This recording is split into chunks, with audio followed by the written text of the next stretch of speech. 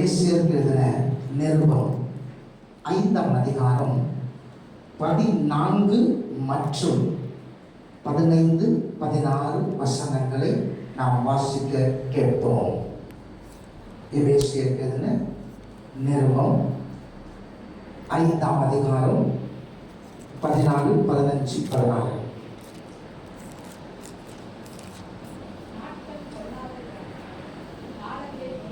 பதினான்கிலிருந்து வாசிக்கலாம்.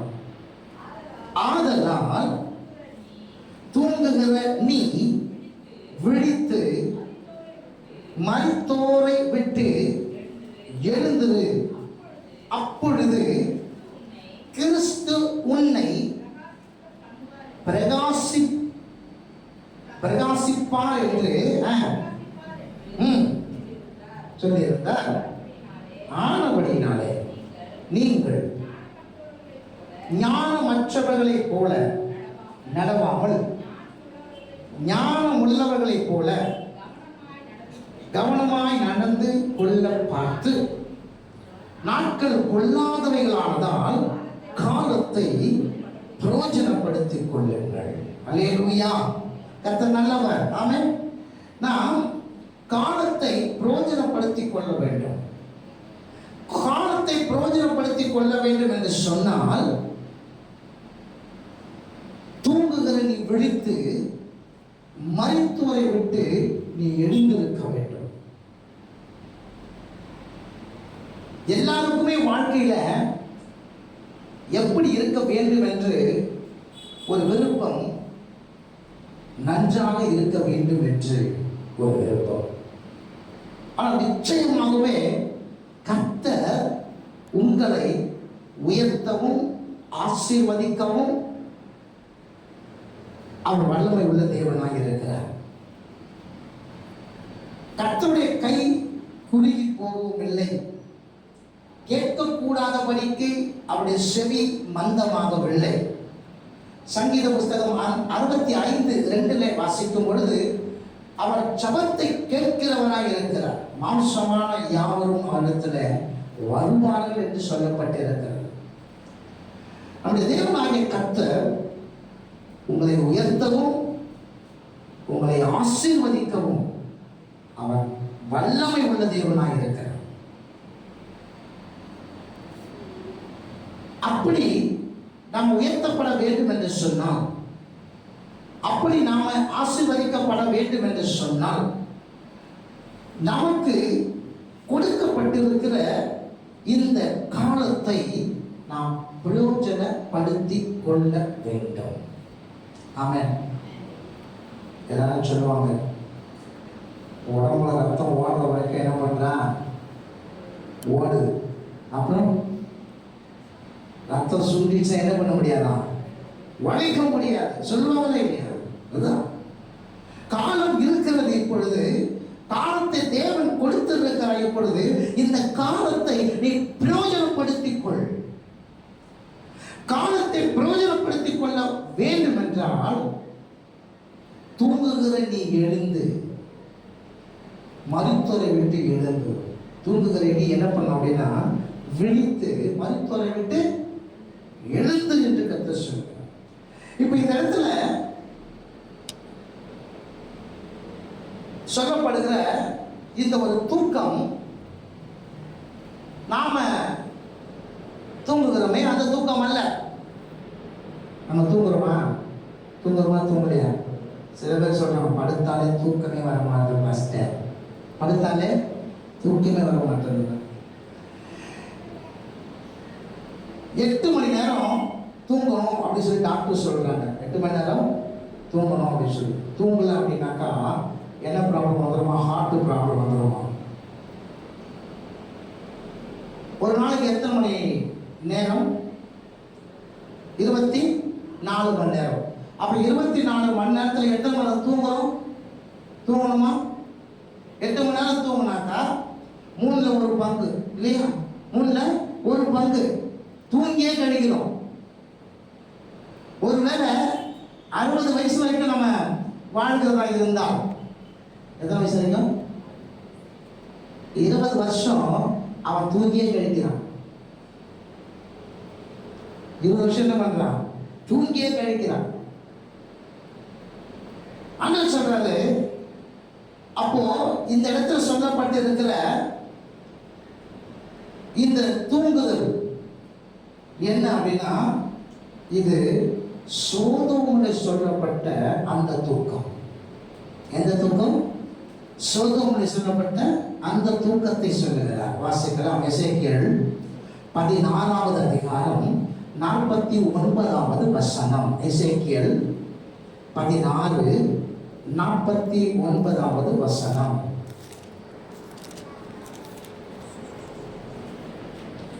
இதோ கர்வமும் ஆகார திரட்சியும் நிர்விசாரமான கோபாங்கமும் ஆகிய இவைகளே உன் சகோதரியான சோதோமின் அக்கிரமம்.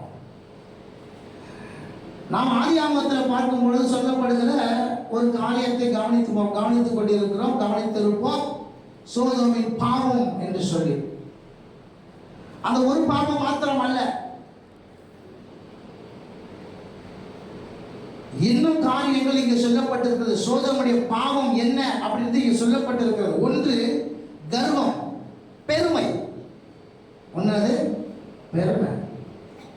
இரண்டாவது அங்க சொல்லப்படுகிறது ஆகார திரட்சி. என்னது? சாப்பாடு அளவுக்கு அதிகமா கொட்டுறாங்க, எடுத்துட்டு போயிட்டு ஆகார திரட்சி. மூன்றாவது அங்க சொல்லப்பட்டிருக்கிறது நிர்விசாரமான சாங்கோபாங்கமும். அப்படின்னாக்கா என்ன தெரியுமா? அதுக்கு அர்த்தம் அளவுக்கு அதிகமான ஓய்வு. என்னது? அளவுக்கு அதிகமான ஓய்வு. இதுதான் சொல்லப்பட்டிருக்கிறது. இந்த அளவுக்கு அதிகமான இந்த ஓய்வு ரொம்ப டேஞ்சர், ரொம்ப டேஞ்சர். உங்களுக்கு ஜெபிக்கணும்னு ஆசை இருக்குது, ஜெபிக்கணும் விருப்பம் இருக்குது, ஆனா அப்புறம் ஜெபம் பண்ணிக்கலாம். வேதம் வாசிக்கணும்னு சொல்லி உங்களுக்கு விருப்பம் இருக்கு, யாருக்கெல்லாம் விருப்பம் இல்லைன்னு சொல்ல பார்க்கலாம். யாரும் சொல்ல மாட்டீங்க, அப்படிதானே? சொன்ன என்ன சொல்லவே தெரியும். விருப்பம் இருக்கிறது, ஆனா அப்புறம் வாசிக்கலாம். புரியுதா உங்களுக்கு? அப்ப நமக்கு கொடுக்கப்பட்ட இந்த காலத்தை நம்ம பிரயோஜனப்படுத்தி கொள்ளாம என்ன பண்றோம்? அளவுக்கு அதிகமான அந்த ஓய்வு வாழ்க்கையில எல்லாவற்றையும் மட்டுப்படுத்திவிடும், எல்லாவற்றையும் மட்டுப்படுத்திவிடும். இது அவங்களுக்கு மாத்திரம் சொல்லல, சீயோனுக்கும் சொல்லப்படுகிறது. வாசியுங்கள். ஆமோஸ் 6ஆம் அதிகாரம் 1 முதல் 6 வசனங்களை வாசிக்கும் பொழுது, ஆமோஸ் எழுதின தீர்க்க தரிசன புஸ்தகம் 6ஆம் அதிகாரம் 1 முதல் 6 வசனங்களை நம்ம 6-7 வசனங்களை வாசிக்கும் பொழுது அங்க சொல்லப்படுகிறது, சீயோனிலே நிர்விசாரமாய் இருக்கிறவர்களும் சமாரியாவின் பர்வதத்தை நம்பிக்கொண்டிருக்கிறவர்களும் ஜாதிகளின் தலைமை எண்ணப்பட்டு இஸ்ரவேல் வம்சத்தார் தேடி வருகளுமாகிய உங்களுக்கு ஐயோ. அது சொல்லுங்க, நிர்விசாரமா இருக்கிறாங்க. எதுக்கு அப்படின்னா 4ஆம் வசனத்தை பார்த்தீங்கன்னா சொல்லப்படுகிறது, தந்த கட்டில்களில் படுத்துக்கொண்டு தங்கள் மஞ்சங்களின் மேல் சௌக்கியமாய் இருந்து மந்தையில் உள்ள ஆட்டுக்குட்டிகளையும் மாட்டுத் தொழுவத்தில் உள்ள கன்று குட்டிகளையும் தின்று கொழுத்து ஆகார திரட்சி தம்புரா வாசித்து, என்னது மியூசிக்லாம் போட்டு ஜாலியா பாட்டை கேட்டுக்கிட்டு வாசிச்சுட்டு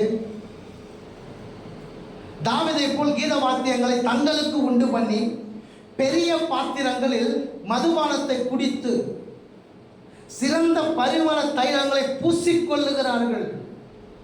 ஆனாலும் யோசேப்புக்கு நேரிட்ட ஆபத்துக்கு கவலைப்படாமல் போகிறார்கள். ஆகையால் அவர்கள் சிறையிருப்புக்கு போகிறவர்களின் முன்னணியிலே போவார்கள். அவங்க முன்னாடி முந்து கொண்டு போவாங்களாம். இப்படியே செல்வமாய் சாய்த்தவர்களின் விருந்து கொண்டாடல் நின்று போகும் என்று கர்த்தர் சொல்கிறார். ஆண்டவர் உன்னை பிரகாசிக்க பண்ண வேண்டும் என்று சொன்னால், ஆண்டவர் உன்னை உயர்த்த வேண்டும் என்று சொன்னால், ஆண்டவருடைய ஆசீர்வாதம் உனக்குள்ளே வர வேண்டும் என்று சொன்னால், நீ காலத்தை பிரயோஜனப்படுத்திக் கொள்ளணும். நீ காலத்தை பிரயோஜனப்படுத்திக் கொள்ள வேண்டும் என்று சொன்னால், மரித்தோரை விட்டு எழும்பணும். மரித்தோரை விட்டு என்ன பண்ணணும்? எழும்பணும். மரித்தவர்கள் மத்தியில் யார் தங்குவார் அப்படின்னா, விவேகத்தின் வழியை விட்டவர்கள் எங்க தங்குவாங்க? மரித்தோர்கள் அந்த கூட்டத்தில் அவர்கள் தங்கி இருப்பார்கள். சோதமுக்கு மாத்திரமல்ல, சீயோனுக்கும் அந்த வார்த்தை சொல்லப்படுறது நிர்விசாரம். என்னது? நிர்விசாரம். சங்கீத புஸ்தகத்தில் 115:17 வாசிக்கும் பொழுது, அங்கே மரித்தவர்களும் மௌனத்தில் இருக்கிறவர்களும் கர்த்தரை என்ன பண்ண முடியாதா? துதிக்க மாட்டாங்க. சங்கீத புஸ்தகம் 115:17. எபேசியர் 2:1 நாம் கவனிக்கும் பொழுது,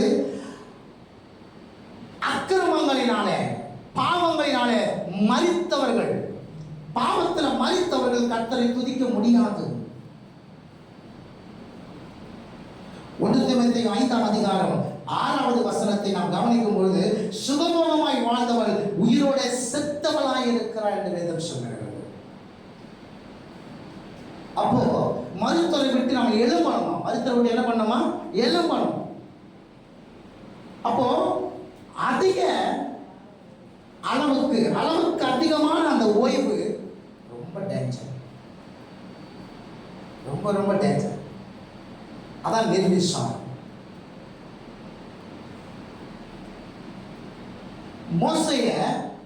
மோசே கிட்ட பார்க்கும் பொழுது, மோசையை நாம கவனிக்கும் பொழுது, மோசே 3 முறை அதிகாலையிலே அவர் எழுந்திருந்திருக்கிறார். மோசே என்ன பண்ணிருக்காரு? 3 முறை அதிகாலையிலே எழுந்திருக்கிறார். தன்னுடைய வாழ்நாளில் 3 முறை அதிகாலத்தில் எழுந்திருக்கிறார். யோசுவா, அதாவது மோசே குறித்து பார்க்கும் பொழுது 8ஆம் அதிகாரத்திலிருந்து அந்த 34ஆம் அதிகாரம் வரைக்கும் நீங்க பார்த்தீங்க அப்படின்னா 3 முறை அவர் அதிகாலையிலே எழுந்து சொல்லப்பட்டிருக்கிறது. 3 முறை. ஆனா யோசுவாவை குறித்து பார்க்கும் பொழுது அவர் 3ஆம் அதிகாரத்திலிருந்து 8ஆம் அதிகாரம் வரைக்கும் நீங்க பார்த்தீங்க அப்படின்னா 4 முறை எழுந்திருக்கிறார். எத்தனை முறை? மோசே 3 முறை, 8ஆம் அதிகாரத்திலிருந்து 34ஆம் அதிகாரம் வரைக்கும் பார்த்தீங்கன்னாக்கா 3 முறை. யோசுவாவை கவனிக்கும் பொழுது அவர் 4 முறை சொல்லப்பட்டிருக்கிறது. 8ஆம் அதிகாரத்திலிருந்து 3ஆம் அதிகாரத்திலிருந்து 8ஆம் அதிகாரத்துக்குள்ள பார்க்கும் பொழுது 4 முறை. மோசேய கர்த்தர் சொல்லிருக்கிறாரு, அதிகாலையிலே எழுந்து வா, காலையில் எழுந்து என்ன பண்ண, நீ வா என்று மோசே கர்த்தர் கூப்பிட்டிருக்கிறார். ஆனா யோசுவாவை கர்த்தர் அதிகாலையில் வான்னு கர்த்தர் சொல்லல. ஆனா யோசுவாவை எழுந்து வந்திருக்கிறார். யோசுவா புஸ்தகம் 3ஆம் அதிகாரம் 1வது வசனம். யோசுவா புஸ்தகம் 3ஆம் அதிகாரம் 1வது வசனம். அதிகாலமே யோசுவா எழுந்திருந்த பின்பு 6ஆம் அதிகாரம் 12ஆம் வசனம். 6ஆம் அதிகாரம் 12ஆம் வசனம். யோசுவா அதிகாலமே என்ன பண்ணிட்டானா? எழுந்துட்டான். 7ஆம் அதிகாரம் 16வது வசனம். 7:16. யோசுவா அதிகாலமே எழுந்திருந்தார். 8ஆம் அதிகாரம் 10வது வசனம்.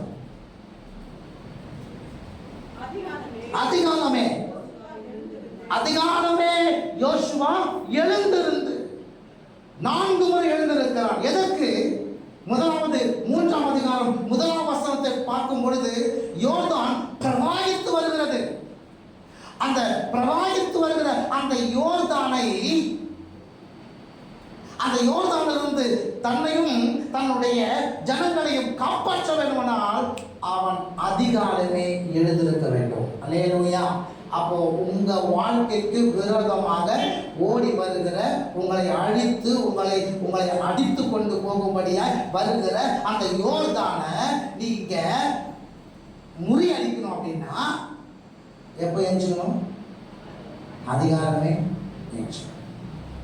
6ஆம் அதிகாரத்துல ஏன் அதிகாரமே எழுச்சிக்கிறார் அப்படின்னா, வாக்குத்தத்தம் பண்ணப்பட்ட கானான் தேசத்துக்கு அவர்கள் கடந்து போகும்போது அந்த தேசத்துக்கு போக முடியாதபடிக்கு தடையாயிருக்கிற எரிகோவை உடைக்கணும் அப்படின்னா அதிகாரமே எழுந்திருக்கணும். ஆமென். ஒரு வாழ்க்கையில் இருக்கிற தடைகள் உடைக்கப்பட வேண்டும் என்று சொன்னார். எப்போ எழுச்சிக்கணும்? அதிகாரம். 7ஆம் அதிகாரம் 16வது வசனத்தை கவனிக்கும் பொழுது, சாபத்தீரானதை எடுத்துட்டாங்க. அதனால ஆயி பட்டணத்துல அவங்க தோர்த்து போனாங்க. அப்ப அந்த சாபத்தீரானதை கண்டுபிடிப்பதற்கு யோசுவா அதிகாரமே எழுந்தான். உனக்குள்ளே அல்லது உங்களுக்குள்ளே சாபத்தீடானவர்கள் இருப்பாங்க. அது நிமித்தமா நீங்க என்ன பண்ணுவீங்க அப்படின்னாக்கா, தேவனுடைய அந்த கோபாக்கினைக்கு ஆளாக வேண்டும். அதை கண்டுபிடிக்கணும் அப்படின்னா எப்ப எழுச்சிக்கணுமா? காலையா அதிகாலையா? 8ஆம் அதிகாரம் 10ஆம் வசனத்துல கவனிக்கும் பொழுது அந்த தோல்வியை, எந்த தோல்வியை? ஆயப்பட்டது தோத்தாங்க பார்த்தீங்களா? அந்த தோல்வியை ஜெயமாக மாற்ற வேண்டுமானால் அதிகாலையிலே எழுப்ப வேண்டும். நல்லவர். ஆமென். புரியுதா உங்களுக்கு? யோர்தானை கடக்கணும் அப்படின்னா, மேற்கொள்ள அப்படின்னா அதிகாலை எழுச்சிக்கணும். எரிகோ போட்டியை விழப்பண்ண வேண்டும்னா அதிகாலை எழுச்சிக்கணும். உனக்குள்ளே அல்லது உங்களுக்குள்ளே சாபத்தீரானது காரியங்கள் எதாவது இருக்குன்னா அதை கண்டுபிடிப்பதற்கு எப்போ எழுச்சிக்கணும்? எப்போ எழுச்சிக்கணும்? அதிகாலையில். சத்தமே காணவே. எப்போ எழுச்சிக்கணும்? அதிகாலையில் எழுச்சிக்கணும். தோல்வியை ஜெயமாக மாற்ற வேண்டும் என்றால் எப்போ எழுந்து கொள்ளணும்? அதிகாலையில் எழுந்து கொள்ளணும். அதனால அந்த வசனம் சொல்கிறது, விழித்து எழுந்து. சொல்லுங்க, விழித்து எழுந்து. நீ விழித்து எழுந்திருந்தால் மாத்திரமே நீ கர்த்தர் உன்னை பிரகாசிக்க பண்ண முடியும். அல்லேலூயா. கர்த்தர் நல்லவர். எபேசியர் 5ஆம் அதிகாரம் 15ஆம் வசனத்தை வாசிங்க. எபேசியர் 5ஆம் அதிகாரம் 15ஆம் வசனம். எபேசியர் 5ஆம் அதிகாரம் 15ஆம் வசனம். ஆனபடியினால் நீங்கள் போல நடவாமல், அப்ப நீங்க எப்படி நடந்து கொள்ளணுமா? நீங்க முதல்ல எழுச்சிக்கணும். ரெண்டாவது எப்படி இருக்கணும்னா, ஞானமற்றவர்களை போல நடவாமல் ஞானம் உள்ளவர்களால் நடக்கணும். எப்படி நடக்கணும்? ஞானம் உள்ளவர்கள் நடக்கணும். ஏன் ஞானம் உள்ள நடக்கணும் அப்படின்னா, அடுத்த வசனம் சொல்லுது, நாட்கள் எப்படி இருக்குது? நாட்கள் எப்படி இருக்குது? நீ பிரகாசிக்கப்பட வேண்டும் என்று சொன்னால், கர்த்தர் உன்னை பிரகாசிக்க வைக்க வேண்டும் என்று சொன்னால், உன்னை கர்த்தர் உயர்த்த வேண்டும் என்று சொன்னால், நீ கர்த்தருடையதை பெற்றுக்கொள்ள வேண்டும் என்று சொன்னால், காலத்தை பிரயோஜனப்படுத்து. விழித்து எழுந்திரு. ஞானமாய் நடந்து கொள். காரணம் என்ன? நாட்கள் பொல்லாதவைகளாக இருக்கிறது. சொல்லுங்க, நாட்கள் பொல்லாதவைகளாக இருக்கிறது. 1 கொரிந்தியர் 7ஆம் அதிகாரம் 29ஆம் வசனத்தை வாசிக்கும் பொழுது, இனி வரும் நாட்கள் எப்படிப்பட்டதா? குறுகினதா இருக்கிறதா? எப்படி இருக்குது? 1 கொரிந்தியர் 7ஆம் அதிகாரம் 29ஆம் வசனத்தை பார்க்கும்போது, இனி வரும் நாட்கள் எப்படி இருக்கிறது? குறுகினதா இருக்கிறது. 2 தீமோத்தேயு 3ஆம் அதிகாரம் 1ஆம் வசனத்தை பார்க்கும் பொழுது, கொடிய நாட்கள் வரும் என்று எண்ணி. இனி ஒரு நாட்கள் எப்படிப்பட்ட நாட்களா? கொடிய நாட்கள். அதை 2 தீமோத்தேயு 4ஆம் அதிகாரம் 5ஆம் வசனத்தை பார்க்கும்போது, சத்தியத்திற்கு செவியை விளக்கி கட்டுக்கதைகளுக்கு செவி கொடுக்கிற காலம், அப்படிப்பட்ட காலம் வருகிறது. அந்த காலத்திலிருந்து தப்பித்துக் கொள்ள வேண்டும் சொல்ல, நீ விழித்து எழுந்து ஞானவானாய் நடந்து கொண்டால் மாத்திரமே உன்னால பிரகாசமாய் இருக்க முடியும். அல்லேலூயா, அல்லேலூயா. கர்த்தர் நல்லவர். அல்லேலூயா. தேவன் பெரியவர். அப்போ ஆண்டவர் என்ன சொல்றதுமா, இப்போ தெளிவா இருக்கணும். சொல்லுங்க, எப்படி இருக்கணும்? எப்படி இருக்கணும்? தெளிவுள்ளவர்களாக இருக்கணும். ஹலோ, சத்தம் கேட்கல. தெளிவுள்ளவர்களா இருக்கணும். 1 தெசலோனிக்கேயர் 5ஆம் அதிகாரம் 6ஆம் வசனத்தை வாசிக்கும் போது, 1 தெசலோனிக்கேயர் 5ஆம் அதிகாரம் 6ஆவது வசனம்.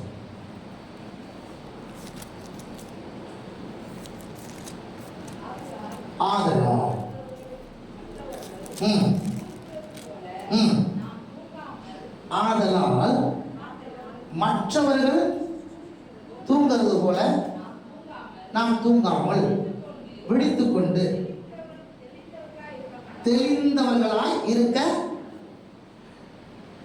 நீ பிரகாசிக்க வேண்டும் என்று சொன்னால், கர்த்தர் உன்னை பிரகாசிக்க வேண்டும் என்று சொன்னால், நாம் தெளிந்தவர்களாக இருக்க வேண்டும். ஆமென். அல்லேலூயா. சபை, நல்லா கவனிங்க, கர்த்தருடைய வருகைக்கு காத்திருக்கிறது என்று சொல்லுகிறோம். ஆமென். சபை என்ன பண்ணுது? கர்த்தருடைய வருகைக்கு காத்திருக்கிறதா? காத்திருக்கிறவங்க போக மாட்டாங்க. சொல்லுங்க, காத்திருக்கிறவங்க விழித்திருக்கிறவங்க தான் போவாங்க. யார் போவா? புரியுதா உங்களுக்கு? மத்தேயு சுவிசேஷத்தில் பார்த்தீங்கன்னா 10 கன்னிகைகள் வராங்க. அந்த 10 கன்னிகைகள் என்ன பண்றாங்க? கர்த்தரை காத்திருக்கிறவர்கள் தான். ஆனா அதுல 5 பேர் தான் உள்ள போனாங்க. 5 பேர் என்ன பண்ணல? போல. ஏன் போல?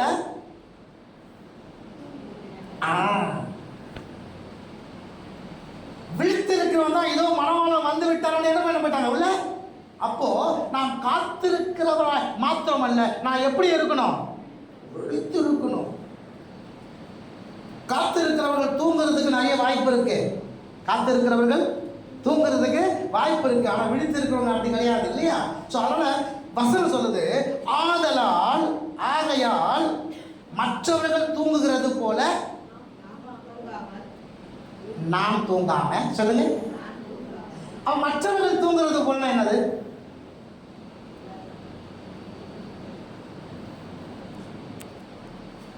அப்ப மற்றவர் தூங்குறது போல நீ தூங்குறது அப்படின்னாக்கா, மற்றவங்க எப்படி தூங்குவாங்க அப்படின்னா, அங்க என்ன நடக்குதுன்னே தெரியாது, என்ன பண்ணுவாங்க? தூங்குவாங்க. ஆனா நீங்களும் நானும் தூங்கும் போது அப்படி தூங்கக்கூடாது. எப்படி தூங்கணும்? நல்லா பண்ணுங்க. மற்றவர்கள் தூங்குறது போல நீ தூங்காமல் விழித்து கொண்டு. சொல்லுங்க. அப்பனா நம்ம தூங்கும் போது நம்முடைய ஆத்துமா யாரோட கூட டச் ஆகிட்டு இருக்கணுமா? யாரோட இருக்கணும்? அதுதான் நம்ம தூங்கும் பொழுது நம்முடைய ஆத்துமா யாரோட கூட பேசணும்னா, தேவனோட கூட அந்த அந்த கரெக்டான லைவ்ல இருந்துகிட்டே இருக்கணும். இப்போ உங்களுக்கு நான் பிரசங்கித்துக் கொண்டு இருக்கிறேன் கர்த்தருடைய நாமத்தினால, அதே நேரத்தில் தேவனுடைய சத்தத்தை நான் கேட்கிறவனாலும் நின்று கொண்டு இருக்கிறேன். அநேக முறை உங்களுக்கு நான் சொல்லி இருக்கிறேன், ஆண்டவர் போதும் நிறுத்துன்னு சொல்லிட்டாருங்க, இல்லையா? 5 பாயிண்ட் 6 பாயிண்ட் பேசும்போது ஆண்டவர் தெரியும் சொல்ற, போதும் நிறுத்து, 3 பாயிண்ட் நிறுத்துன்னு சொன்னா நிறுத்திடுவேன். நான் இன்னைக்கு நேற்று ரைட்டெல்லாம் உட்காந்து உங்களுக்காக என்ன பண்ணி இவ்வளோ பாயிண்ட்ஸ் எடுத்து வந்தேன். அதெல்லாம் தெரியாது, நான் சொல்லி தான் இங்கே போவேன் அப்படின்னா என்ன பண்ண முடியாது. மாம்சத்தில் எந்த காரியம் சொல்ல முடியாது. அவர் என்ன சொல்றாரோ அதுதான். அப்போ அதை சொல்றத கேட்கணும் அப்படின்னா நம்ம என்ன பண்ணணும்? மற்றவர்கள் தூங்குறது போல தூங்காம எப்படி இருக்கணுமா? வசனம் சொல்லுகிறது, விழித்து கொண்டு. சொல்லுங்க. அப்போ இந்த உணர்வோட ஆத்துமாவும் அவருக்குள்ள அந்த டச்சப் இருந்துட்டே இருக்கணும். ஆமாவா இல்லையா? யாரெல்லாம் செல்போன் யூஸ் பண்றது? எல்லாரும் செல்போன் யூஸ் பண்றோம், இல்லையா? ஆமாவா இல்லையா? அந்த செல்போன் எப்போதும் இந்த ரிசீவர், அந்த சேட்டலைட் கூட என்ன பண்ணிருக்கோம்? கனெக்ட் ஆகிருக்கும். ஆமா இல்லையா? அது இருந்தாதான் நமக்கு யாருன்னா கால் பண்ணும்போது அங்கேருந்து இங்கே கனெக்ட் ஆகும். இல்லை என்ன ஆகாது, கனெக்ட் ஆகாது. புரியுதா உங்களுக்கு? நிறைய நேரத்தில் சிம்மு வந்து ரிஜெக்ட் ஆகிப்படும், டவரே கிடைக்காது.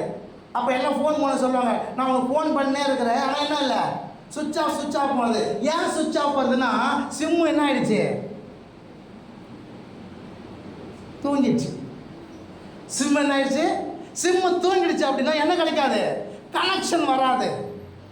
அப்போ நம்ம என்ன பண்ணுவோம், வேற சிம்மு தான், ஆமாவா இல்லையா? அப்போ அது கரெக்டா அந்த ரிசீவர் சரியா இருக்குமானால், இந்த ஆண்டராவும் அந்த ஆண்டரா சரியா இருக்குமானால், அப்பொழுதுதான் அங்கே என்ன தகவல்கள் பரிமாறிக்கொள்ள முடியும். அல்லேலூயா. அப்போ மற்றவர்கள் தூங்குறது போல நீ தூங்காம எப்படி இருக்கணும், தெளிவா இருக்கணுமா, எப்படி இருக்கணும்? அல்லேலூயா. அப்போ உணர்வு இல்லாமல் நாம தூங்கக்கூடாது. சொல்லுங்க, எப்படி தூங்கக்கூடாது? உணர்வு இல்லாமல் தூங்கக்கூடாது, உணர்வு உள்ளவர்களாய் நாம இருக்கணும் என்று அங்க சொல்லுகிறார். அல்லேலூயா. அதற்கு உன்னத பாட்டு 5ஆம் அதிகாரம் 1-2 வசனங்களை வாசிக்கும் போது, உன்னத பாட்டு 5ஆம் அதிகாரம் 1-2 வசனங்களை வாசிக்கும் பொழுது, வாசிங்க எடுத்தவர்கள். என் சகோதரியே, என் மனவாளியே, நான் என் தோட்டத்தில், என் சகோதரியே, என் மனவாளியே, நான் என் தோட்டத்தில் வந்தேன், என் வெள்ளை போலத்தையும் என் கந்த வர்க்கங்களையும் சேர்த்தேன், என் தேன் கூட்டை என் தேனோடு புசித்தேன், என் திராட்சரசத்தை என் பாலோடும் குடித்தேன். சிநேகிதரே புசியுங்கள், பிரியமானவர்களே குடியுங்கள், பூர்த்தியாய் குடியுங்கள். நான் நித்திரை பண்ணினேன், என் இதயமோ என்ன பண்ணுச்சான், விழித்திருந்தது. என் இதயமோ நல்லா சாப்பிட்டுருக்காங்க பாருங்க, சாப்பிட்டு தான் படுத்து இருக்கிறாங்க, ஆனால் என் இதயமோ விழித்திருந்தது. அவன் மூக்கு முட்டு சாப்பிட்டுட்டு மல்லாக்க அடிச்சு விட்டதை பார்த்து நேரம் தூக்கிட்டு கிடக்கும். உண்ட மயக்கம் இல்ல, உண்ட மயக்கம் சாப்பிட்டு முடிச்சோம் எங்க தான் இப்போ தேடுது, கட்டில தான் தேடுது. கட்டில தேடினாலும் உணர்வு இல்லாம படுக்கக்கூடாது, உணர்வோடு இருக்கணும். சொல்றது, நான் நித்திரை பண்ணினேன், என் இதயமோ. அப்ப மனவாட்டியுடைய இருதயம் எப்படி இருக்கணும்னா, அது தூங்கலாம், ஆனா அது உணர்வோடு இருக்கணும், விருப்பமா இருக்குது. அப்போதான் நாம என்ன செய்ய முடியும், பிரகாசிக்க முடியும். பிரகாசிக்க வைக்க அவரிடம்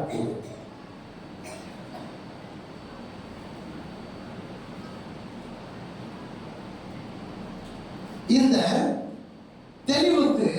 தெளிவுள்ளவர்களாக இருப்பதற்கு கிரேக்க மொழியில நீஃபோ அப்படின்னு சொல்லுவாங்க. இந்த நீஃபோ அப்படின்னா விலகி இரு,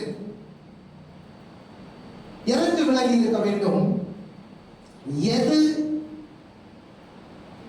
எதுவெல்லாம் உன்னை மயக்குமோ அதற்கு நீ என்ன பண்ண, விலகி இரு அல்லது இதை விளக்கு. அவன் எது மயக்கும், மதுபானம் மயக்கும் இல்லையா? மதுபானம் மட்டுமல்ல, கர்த்தரை விட்டு உன்னை விளக்குகிற எந்த காரியமாக இருந்தாலும், உன்னை மயக்குகிற எந்த காரியமாக இருந்தாலும், அதற்கு விலகி இருந்தால் மாத்திரமே நீ தெளிவாக இருக்க முடியும், கர்த்தர் உன்னை பிரகாசிக்க வைக்க முடியும். அல்லேலூயா. கர்த்தர் நல்லவர் இல்லையா? சில பேருக்கு தூக்கம் ஒரு மயக்கம், சில பேருக்கு மேக்கப் ஒரு மயக்கம், சில பேருக்கு ட்ரெஸ் ஒரு மயக்கம், சில பேருக்கு ஊரை சுற்றி இருக்கிறது தான் அது ஒரு மயக்கம். அதெல்லாம் தேவனோடு கூட உன்னை சேர விடாம பண்றது, தேவனோடு கூட சேர விடாம பண்றது.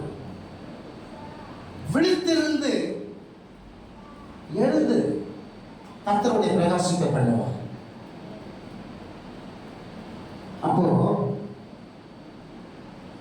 நாம் தெளிவுள்ளவனா இருக்கணும் அப்படின்னா சொல்லுங்க, நான் தெளிவுள்ளவனா இருக்கணும் அப்படின்னா நான் எதை விளக்கணும், எதை அறிந்து கொள்ளணும்? அல்லேலூயா. முதலாவது வாசிங்க, ரோமர் 13ஆம் அதிகாரம் 11வது வசனம். ரோமர் 13:11வது வசனம். நித்திரையை விட்டு எழுந்திருக்கத்தக்க நித்திரை விட்டு எழுந்திருக்கத்தக்க வேலையாயிற்றென்று நாம் காலத்தை அறிந்தவர்களாய் இப்படி நடக்க வேண்டும். நாம் விசுவாசிகளான போது ரட்சிப்பு சமீபமாய் இருந்ததை பார்க்கிறோம், இப்பொழுது அது நமக்கு அதிக சமீபமாய் இருக்கிறது. நித்திரை விட்டு எழுந்திருக்கத்தக்க வேலை ஆயிற்று. அப்ப நான் நேரம், சொல்லுங்க, நேரம், காலத்தை அறிகிற அறிவு. நீ தெளிந்து புத்தி உள்ளவர்களாய் நீ இருக்க வேணும் அப்படின்னா முதலாவது நீ நேரத்தை பிரயோஜனப்படுத்து. முதல்ல காலத்தை அறிகிற அறிவு உனக்கு இருக்கணும். நிறைய காலங்களை சொல்லலாம். சிம்சோனை பார்த்தீங்க அப்படின்னா அவன் எதுக்காக உண்டாக்கப்பட்டான்? விசேஷித்த ஒரு அழைப்பு பெற்றவன், விசேஷித்த ஒரு அழைப்பை பெற்றவன். அவன் நசரேய அழைப்பை பெற்றவன். தேவனுடைய ஜனங்களை பெலிஸ்தர் கையிலிருந்து பாதுகாத்து அவர்களை நடத்தும்படியாய் ஒரு நியாயாதிபதியாக அவன் இருந்தவன். ஆனா அவன் காலத்தை பிரயோஜனப்படுத்தாமல் அவன் நேரத்தை யார் மடியிலே அவன் செலவழித்தான்? தொழிலாளர் மடியிலே அவன் செலவழித்தான் என்று சொல்லப்பட்டிருக்கிறது. அந்த மடியிலே அவன் நேரத்தை செலவழித்தபடினாலே அவன் தன்னுடைய பெருசை இழந்தான், தன்னுடைய அபிஷேகத்தை இழந்தான், தன்னுடைய அழைப்பை இழந்தான், ஊழியத்தை இழந்தான், விடுதலையை தக்க வைத்துக் கொள்ள முடியவில்லை. அப்போ எங்க இருக்கணுமோ நமக்கு ஒரு நேரம் கொடுக்கப்பட்டிருக்கிறது. அந்த நேரத்தை நம்ம என்ன செய்யணும் அப்படின்னா பிரயோஜனப்படுத்திக் கொள்ளணும். நேரத்தை நம்ம வீணடிச்சோம் அப்படின்னா அதிக அளவுக்கு அதிகமான ஓய்வு, ரொம்ப டேஞ்சர், ரொம்ப ரொம்ப டேஞ்சர் இல்லையா? ரொம்ப டேஞ்சர். இன்னும் கொஞ்சம் கால் மடக்கி கொண்டு, இன்னும் கொஞ்சம் கை மடக்கி கொண்டு தூங்குனா தரித்திரம் வழிபோக்கனை போல வருமா? எப்படி வரும்? தரித்திரம் வரும். அப்போ அந்த நேரத்தை நாம வீணடிக்காம அந்த நேரத்தை பிரயோஜனப்படுத்தி பாருங்க. கர்த்தர் உங்களை பிரகாசிக்க வைக்கப்படுவார். அல்லேலூயா. தயவு செய்து சொல்றேன், 24 மணி நேரம் கொடுக்கப்பட்டிருக்கிறது. அதுல 8 மணி நேரம் தூங்குனா அப்படின்னு சொன்னா தூங்க முடியாது. 8 மணி நேரம் தூங்க முடியாது. 5 மணி நேரம் தூங்கினா போதும். எத்தனை மணி நேரம்? எத்தனை மணி நேரம்? சரி, 6 மணி நேரம் தூங்கலாமே. ஒரு 2 மணி நேரம் எங்க பண்ணலாம்? எங்க வரலாம்?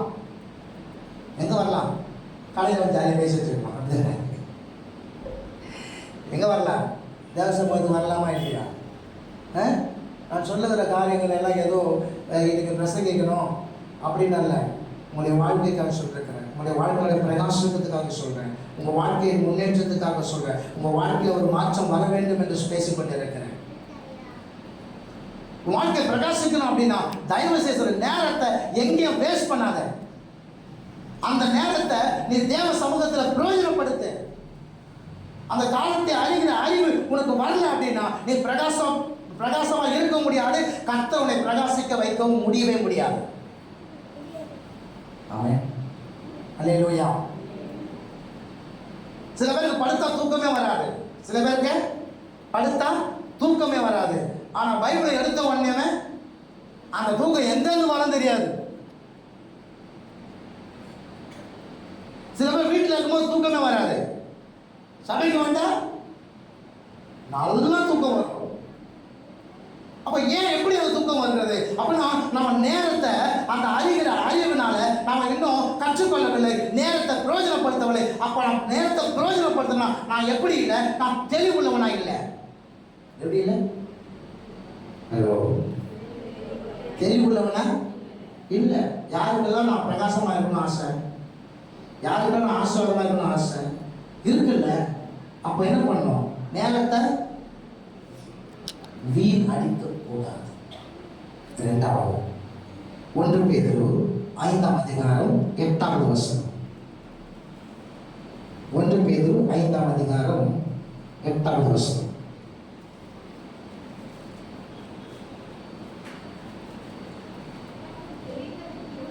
தெளிந்த புத்தி உள்ளவர்களாய் இருங்கள், விழித்திருங்கள், ஏனெனில் உங்கள் எதிராளி ஆகிய பிசாசானவன் கெர்ச்சிக்கிற சிங்கம் போல் எவனை விழுங்கலாமோ என்று வகை தேடி.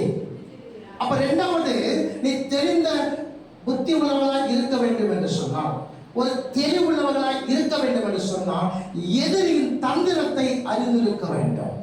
எதிரியின் நீ எதிரியுடைய தந்திரத்தை நீ அறிந்து கொள்ள அப்படின்னாக்கா, எப்படி அவன் எந்த வகையில் உன்னை விழுங்கிடுவான். இப்போ ஒருத்தர் சண்டைக்கு வரான் அப்படின்னா, இப்ப 2 பேர் சண்டை போடுறாங்க, உன் எதிரி வருகிறான் சண்டையிட. இப்போ அந்த எதிரியை நீ சண்டையிட்டு நீ ஜெயித்து அப்படின்னாக்கா, அந்த எதிரி என்ன பண்ணுவான் தெரியுமா? உனக்கு பயந்து அவனுடைய உடைமைகளை போட்டு போயிடுவான். என்ன பண்ணுவான்? அவனுடைய உடைமைகளை போட்டு போயிடுவான். புரியுதா உங்களுக்கு? அந்த உடைமைகளை என்ன பண்ண கூடாதுன்னா, நீ எடுக்க கூடாது. அதே போலதான் சத்துரு நீ ஜபிக்கிறவனா இருந்தா அப்படின்னா, நீ வந்து தெளிவுள்ளவா இருந்தா அப்படின்னாக்கா என்ன நம்ம நடக்கும்? நல்ல ஒரு காரியத்தை நன்றாய் புரிந்து கொள்ளுங்க.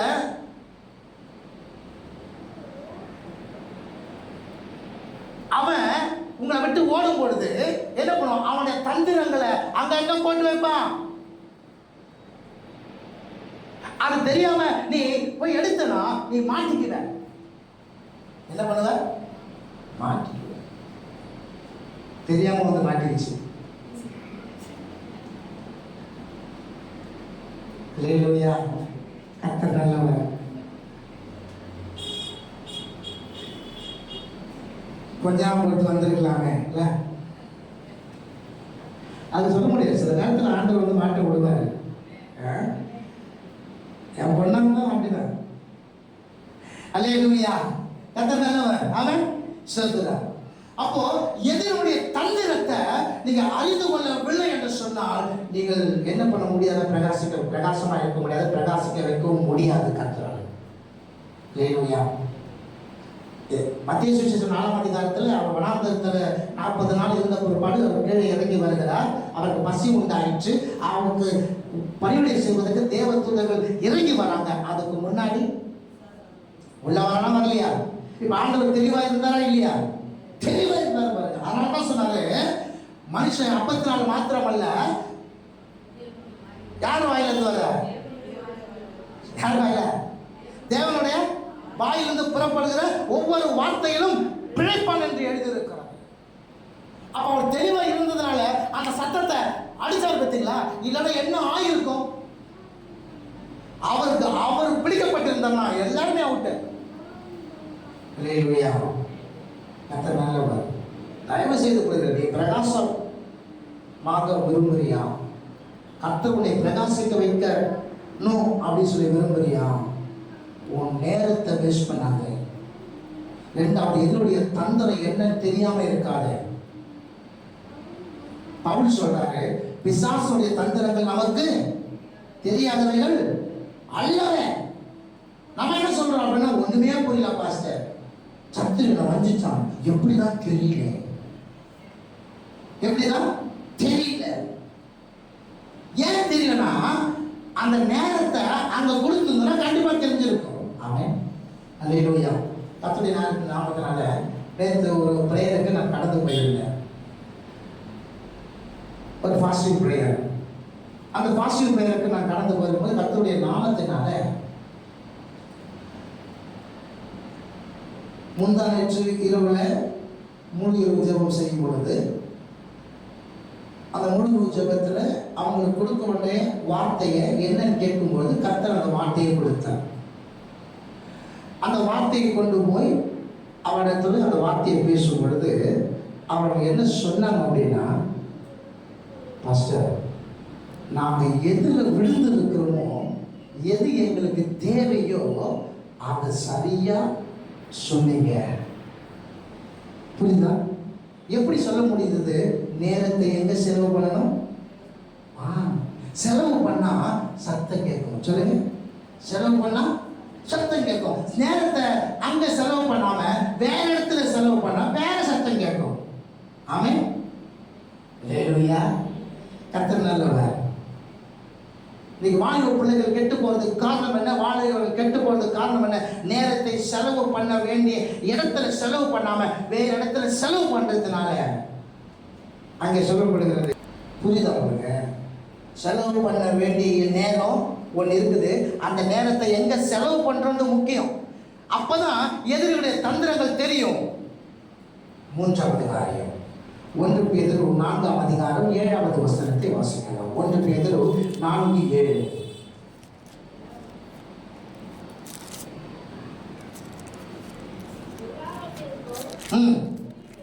எல்லாவற்றுக்கும் முடிவு சமீபமாயிற்று. ஆகையால் தெளிந்து புத்தி உள்ளவர்களாய் இருந்து எதுக்குங்க இன்னொரு சொல்லுங்க, எதுக்குங்க? அச்சா சிஸ்டர் சத்தமா சொல்லுங்க. அச்சா சிஸ்டர், நீங்க ஜெபம் பண்ணுவதற்கு அப்போ ஜெபம் பண்ணுவதற்கு உங்களுக்கு தெளிந்த புத்திகளை இருக்கணும். ஜாக்கிரதையா எதுக்கு? ஜெபம் பண்றதுக்கு. நமக்கு எல்லாவற்றுக்கும் நேரம் இருக்குமா? சாப்பிடுறதுக்கு எப்போ? காலை, மத்தியானம், நைட்டு, 3 வேளையா? சில பேர் 5 வேளை சாப்பிடுறோம். சில பேர் இருக்கிறவங்க 5 வேளை. எப்போ டைம் கிடைக்குதோ அப்போலாம் என்ன பண்ணுது? கேப் விடுறதே கிடையாது. எதற்கும் நேரம் இருக்கும். பேசுவதற்கு நேரம் இருக்கும். மற்ற காட்சிகளை பார்ப்பதற்கு நேரம் இருக்கும். ஆனா ஜெபம் பண்ணுவதை கேட்டினாக்கா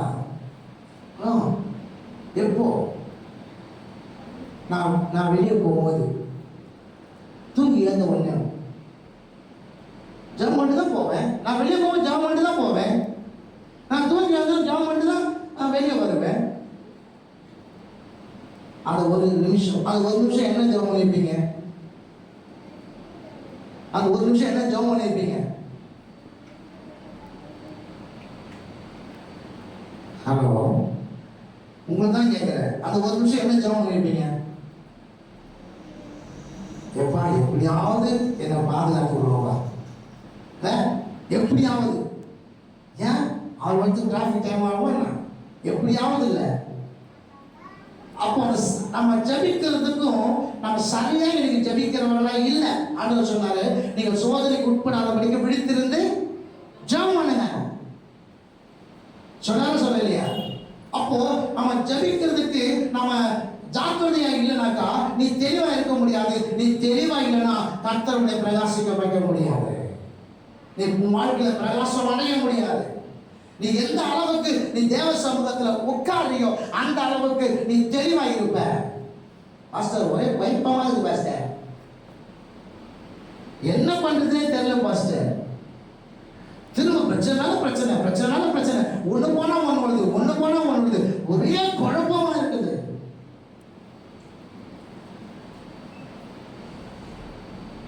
வசனம் என்ன சொல்றது தெரியுமா? நீ வலதுபுறமா இடதுபுறமா சாயும் பொழுது வழி சத்தம் கேட்குமா கேட்காதா? இதிலே நடவுங்கள் என்று சொல்லுங்க. சத்தம் கேட்குமா கேட்காதா? கேட்கும். எப்ப கேட்கும் அப்படின்னா நீ ஜபத்துல உட்கார்ந்தா கேட்கும். எதுல உட்கார்ந்தா? இன்னைக்கு ஜபத்துக்கு வாங்கோன்னு எவ்வளவு அரைக்கூட விட்டாலும் நாங்க வரமாட்டோம் சொன்னதுதான் ஜாஸ்தி.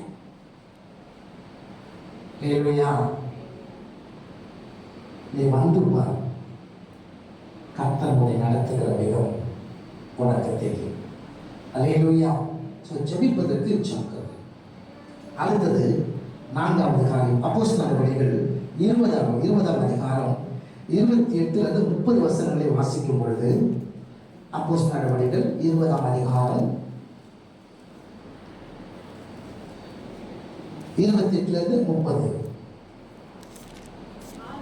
ஆகையால்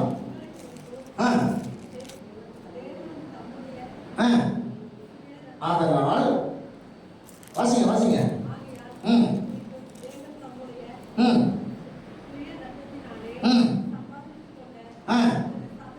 தமது சபையை மேய்ப்பதற்கு பரிசுத்த ஆவி உங்களை கண்காணிகளாக வைத்த மந்தை முழுவதையும் குறித்து எச்சரிக்கையாக இருங்கள்.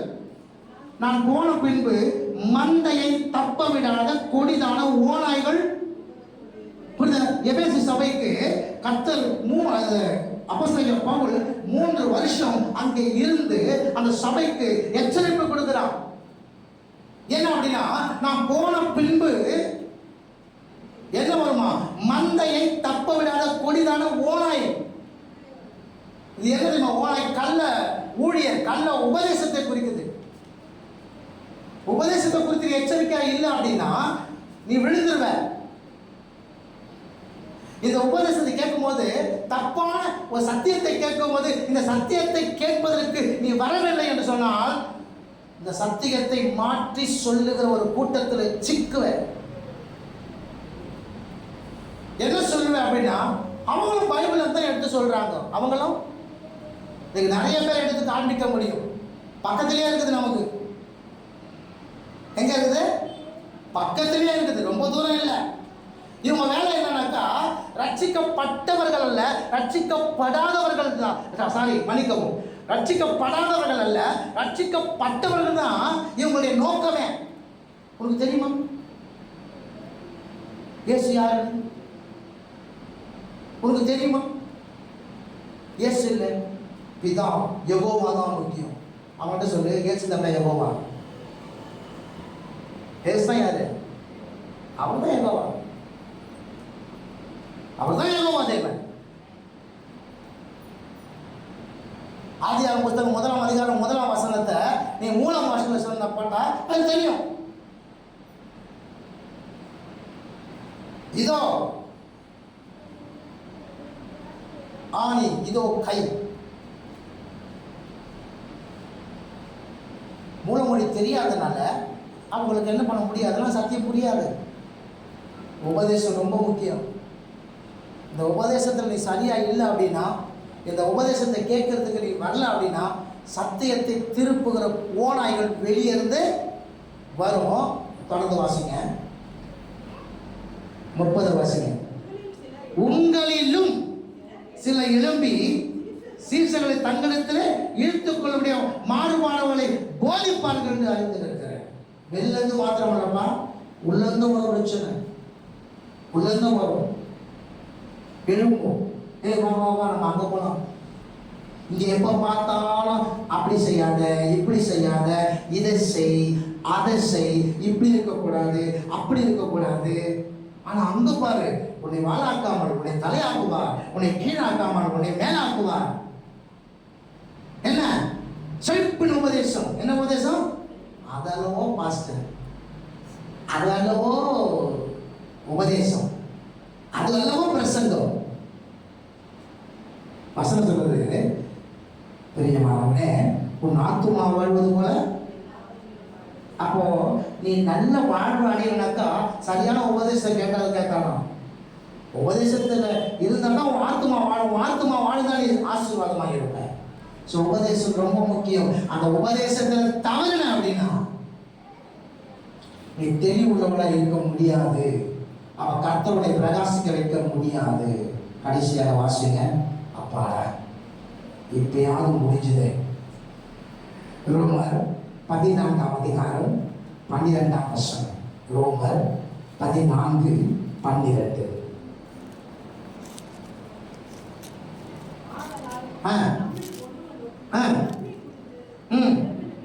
ஆதலால் நம்மில் ஒவ்வொருவனும் தன்னை குறித்து தேவனுக்கு கணக்கு ஒப்புவிக்கணும். உங்களை குறித்து ஆண்டவருடைய வருகையில ஆண்டவர் உங்ககிட்ட கணக்கு கேட்பார். உன்னை பத்தி கேட்பார். நீ என்ன பண்ண, நீ என்ன செஞ்ச, நீ எங்க போன, நீ என்ன பேசின, நீ என்ன கேட்ட, நீ என்ன பார்த்த, நீ எப்படி நடந்த, மற்றவங்க உன்னை குறித்து நீ ஆண்டவருக்கு கணக்கு சொல்லணும். மத்தேயு சுவிசேஷம் 12ஆம் அதிகாரம் 36ஆம் வசனம் சொல்லுது, நாம் பேசுகிற ஒவ்வொரு வார்த்தைக்கும் நியாயத்தீர்ப்பு நாளில கணக்கு ஒப்புவிக்க வேண்டும். மனுஷர் பேசுகிற ஒவ்வொரு வார்த்தைக்கும் எப்போவா நியாய தீர்ப்பு நாளில கணக்கு ஒப்புவிக்க வேண்டும் என்று சொல்லப்பட்டு இருக்கிறது. உன்னை குறித்து நீ ஆண்டவர் வருகையில் கணக்கு ஒப்புவிக்கணும். நீ அப்போ வந்து மற்றவங்களை என்ன பண்ண முடியாது, சாட்ட முடியாது. அவங்க எனக்கு சொல்லவே இல்லை, அவங்க எனக்கு காண்பிக்கவே இல்லை. உனக்கு சொல்லிக் கொடுக்கும்படியாய், உனக்கு காண்பித்து கொடுக்கும்படியாய் கர்த்தருடைய ஆவியானவரை உனக்குள்ளே கொடுத்திருக்கிறார். ஆமென். புரியுதா? தேவ ஆவியானவர் எங்க இருக்காரு? உனக்குள்ளே இருக்கிறார். உனக்கு ஒருத்தர் யாரும் என்ன பண்ண தேவையில்லை. உனக்கு காண்பிக்க வேண்டிய அவசியம் இல்லை, சொல்லிக் கொடுக்க வேண்டிய அவசியம் இல்லை. எல்லாவற்றையும் சகலத்தையும் அவர் உனக்கு போதித்து நடத்த வல்லமை உள்ள தேவனாக இருக்கிறார். ஆமென். அல்லேலூயா. நீங்க பெற்ற அபிஷேகம் எப்படிப்பட்டது அப்படின்னா, இன்னொருத்தர் உங்களுக்கு போதிக்க வேண்டிய அவசியம் இல்லை, அது உங்களை நடத்துமா. அப்போ நேரத்தை வீணாக்கிட்டு எதனுடைய தந்திரமும் தெரியாம, ஜபத்துல விழித்திருக்காம, உபதேசத்தை ஒழுங்கா கேட்காம, அதை நிலைத்திருக்காம, உன்னை குறித்து நீ ஒரு தெளிவு இல்லாம இருந்த அப்படின்னா நீ எப்படி தெளிவுள்ளவர்களா இருக்க முடியும்? அப்ப எப்படி கர்த்தர் உன்னை பிரகாசிக்க பண்ண முடியும்? எல்லாருக்கும் ஆசை, நான் நல்ல நிலைமைக்கு வரணும் ஆண்டவரே. ஆண்டவர் நிச்சயமா என்ன நல்ல நிலைமைக்கு கொண்டு வர வல்லவன் தேவனா இருக்கிறார். கர்த்தர் உன்னை உயர்த்தவும் பிரகாசிக்க வைக்க பண்ணவும் நல்லவனா இருக்கிறார். ஆனா நீ விழித்திராக விட்டால் சொல்லுங்க, அளவுக்கு அதிகமான ஓய்வு சொல்லு, ரொம்ப ஆபத்து, ரொம்ப ஆபத்து. ஓய்வு எவ்வளவு நேரம் போதும் சொல்லுங்க? போதும். மொபைலுக்கு முன்னாடி எவ்வளவு நேரம் உட்காந்துறோம்? அப்ப தெரியுதா நான் எவ்வளவு நேரம் பண்ணேன்? ஒரு மேட்ச் பார்க்கறதுக்கு எவ்வளவு நேரம் உட்காந்துட்டு இருக்கோம்? மற்றவங்க பேசுறதுக்கு எவ்வளவு நேரம் உட்காந்துட்டு இருக்கோம்? அப்ப நமக்கு என்ன தெரியல, டைம் போட தெரிய மாட்டேங்குதுல்ல. அது ரொம்ப டேஞ்சர். அதுதான் அப்பே சொன்ன, அவ போவாத போவாத, அவ பேசாத பேசாத, அதை பார்க்காத பார்க்காத. கண்ணு என்ன ஆகுது? அதிக நேரம் பார்க்கும்போது கெட்டு போகுது. அதெல்லாம் பவர்ல என்ன ஆகுது? இன்னைக்கு மேக்சிமம் பிள்ளைங்க எதை போட்டிருக்கு? கண்ணாடி. இப்போ எனக்கு வயசாகி போச்சு, நான் போடுற ரீடிங் தான் போட்டிருக்கேன். அப்படி இருக்க பசங்க மேக்சிமம் என்ன போட்டிருக்கேன்? கண்ணாடி. இது எதனால அப்படின்னா, சில பேருக்கு இவங்களை அப்படின்னாக்கா அப்படி சின்ன வயசுலயே அந்த இது இருக்கு. என்ன அப்படின்னாக்கா, இந்த நமக்கு இந்த விழி இருக்கு இல்லையா, இந்த விழி வந்து பார்த்தீங்கன்னா இந்த மூக்கு தண்டு வரத்துல வந்து இந்த சதை வந்து இழுத்து இருக்கு. அப்போ இவங்களுக்கு எப்படி இருந்துச்சு அப்படின்னா, ஓவா தெரியாது, முட்டை மாதிரி ஓவல் சைஸ் தெரியும். ஸோ அதனால அந்த ஸ்பெக்ஸ் இது பிறவியிலேயே என்ன பண்ணது இருக்கிற ஒரு குறைபாடு. ஆனால் இப்போ இருக்கிற பிள்ளைங்களுக்கு கண்ணாடி போட்டு காரணம்னா அதை வச்சுக்கணும். பேசவே மாட்டான், தாய் தாப்போட பேசவே மாட்டான், கூட பிறந்தவங்ககிட்ட பேசவே மாட்டாங்க. ஆனால் எங்க தான் இருக்கிறாங்க ரொம்ப நேரமா? இதுல தான் இருக்குது. நான் ஒரு நாள் இதுக்கு போயிருந்தேன். எதுக்குன்னா பனங்கல் பார்க்கில் இருக்கிற அந்த பார்க் நடராஜர் ஏதோ பார்க்கு பேர் நடராஜர், இந்த பார்க்குக்கு போயிருந்தேன்.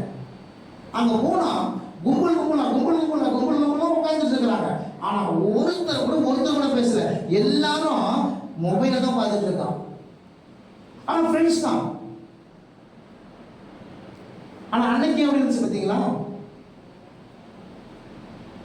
எவ்வளவு ஜாலியா இருந்துச்சு. ஒருத்தர் பேசுறது, ஒருத்தர் புரிஞ்சுக்கிறது.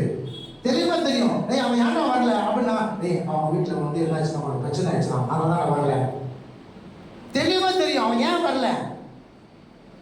இப்ப அவன் வந்திருக்கானா, ஏன்னா வந்திருக்கானா, மச்சான் அவன் வந்து நீங்க வெளியே கூப்பிட்டாண்டா, புரியுதா?